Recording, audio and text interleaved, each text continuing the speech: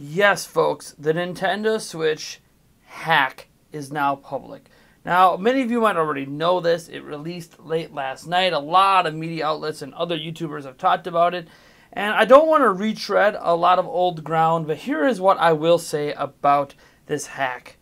Any Switch bought over the past year and a couple of months is hackable via a hardware hack that is so simple that you have to wonder why it wasn't fixed before the Tegra X1 was implemented in Nintendo Switch.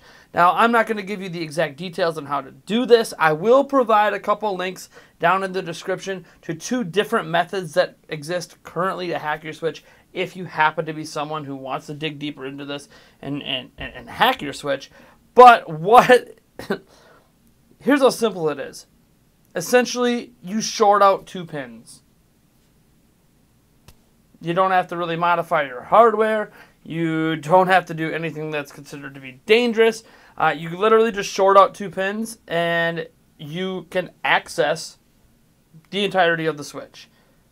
And how this happened it is interesting in so much of the fact that it has to do with accessing the Switch before the OS and any software stuff can load up. So shorting out those 2 pins gives you access to loading code, and then when you inject your code, then you can start to do anything you want.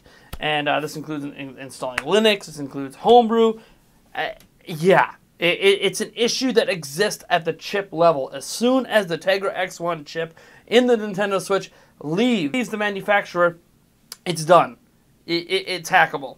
So what does this mean?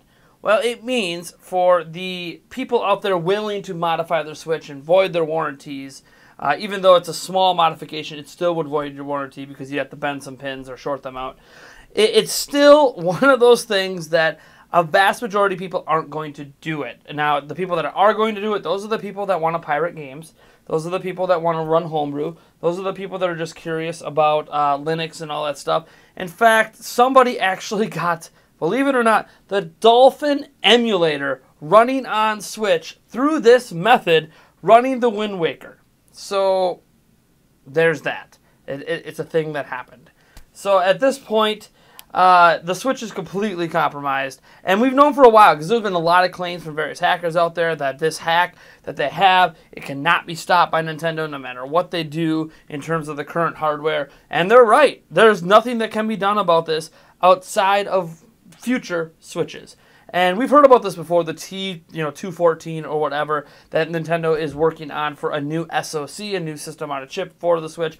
It's likely a modified Tegra X1 that gets rid of this vulnerability, and it could end up on store shelves as early as next month even, especially now that this has become fully public. Chances are Nintendo is going to accelerate the T214 chip to get it into Switches that are being manufactured today to come out next month. That's at least what I would predict, because this is the natural reaction. Nintendo can't just let this stand. There's nothing they can do to fix the current issue, but they can at least look at what's causing it and fix it in the future. As for what this means in the grand scheme, because I've seen a lot of people overreacting to this, saying that this is the end, the Switch is going to become like the new PSP and it's going to sell a crap load of units, but it's only so people can hack it and not buy games. Let's take a step back. A vast majority of consumers that have bought a Switch from day one to today are not going to hack their Switch anyways, even if it was as easy as sticking a micro SD card in and that did it. They're not going to do it. Now, outside of the fact that it avoids warranty, they're not even going to be aware you could do it in the first place. My parents, when they buy a Switch, they're not going to know you can hack it this easily. And even then, even with how easy this is to get into the back end, you still have to inject code into it. So it's not exactly like a simple process of short out those pins and now you have access to everything. It's like, no, you have to short out those pins, then do the legwork with coding to get access to everything. So at this point, I don't think this is a major concern. A lot of people are thinking it is, and it's a big enough concern that Nintendo has to fix it, but they already were preemptively working on a fix anyways. Nintendo was aware of this. They knew about this vulnerability, at least at some point this year, when it became apparent that they were making a new SoC. Now, the question is, why wasn't this known about way long ago? Because Tegra X1 chips have existed since 2015. That's the real question. And it makes me wonder how reliant Nintendo and these other tech companies like NVIDIA, who made the chip, are on the public discovering exploits versus internal testing, because this exploit has actually been known about with the Tegra X1 for a couple of years now, and yet it still went into the Switch and into the public, and you wonder if NVIDIA was even aware of it. If they had their own hacking team try to get into the system without using any NVIDIA tools and realized how easy this was. Because most hardware hacks involve soldering different things and installing different mod chip boards, and that's not what you have to do at all. The Switch is one of the most simplistic back-end modification hacks ever. Short out 2 pins and you're in. It's crazy to me. Now, what 2 pins those are, they vary by source. Some say like the pin 7 and 10 have to touch, or the pin 9 and 10 have to touch. I don't know. You're gonna, mileage may vary. It might, maybe there's slightly different variations of the Tegra X1 already out there. But all I know is that I'm not that upset. I'm not that worried. I don't think you guys should be that worried either.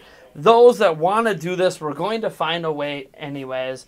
And those that don't care to do this, don't care that this happens anyway. So, like, as mad as you might be at the hacking community, as mad as you might be at people looking to pirate, at people looking to do weird things with their Switch, like maybe make it play music or something crazy. I don't know. Like we saw with the old school hard drives out there.